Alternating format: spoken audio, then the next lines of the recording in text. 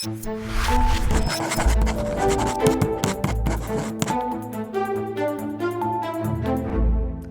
a minute, I'll share with you some troubling polls for the president, particularly when it comes to his handling of our economy. In the first 2 months of this term, Trump has, as you know, assaulted norms, constitutional checks and balances, thrown the world order into chaos, and caused so much volatility that every economic indicator is pointing in the wrong direction.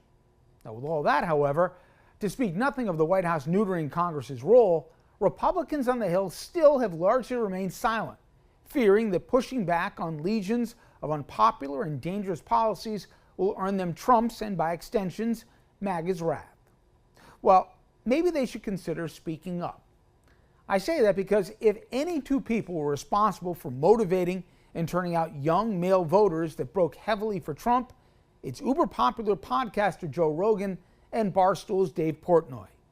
Trump himself has lathered praise on the two and understands all too well their importance in reaching that key constituency.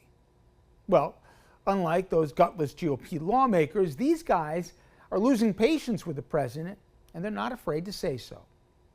Rogan this week told his audience that Trump's deportation policies were, quote, horrific and unconstitutional, end quote. He pointed out the absence of due process and that the idea of sending innocent people to brutal foreign prisons as un-American. He also said the tariffs against Canada were, quote, stupid and ridiculous, calling our trade war with our northern neighbor the dumbest in history, and that in no universe should Canada become our 51st state. Dave Portnoy took issue with the administration's Signal chat debacle.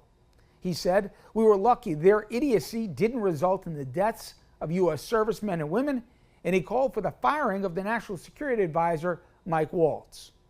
Portnoy has also not been shy to call out Musk's overreach. So these two guys, who I typically disagree with more than I see eye to eye with, nonetheless know their audience. On all the above-mentioned issues, turns out that the public overwhelmingly agrees with their takes, including their own red meat audience. It's notable that for a president who feels comfortable even attacking the Pope, he has held his fire and his lip with these two guys in particular. Now, maybe it's because someone accidentally shared with him the new polling this week that shows 3 in 4 Americans expect to be worse off financially because of Trump's tariffs.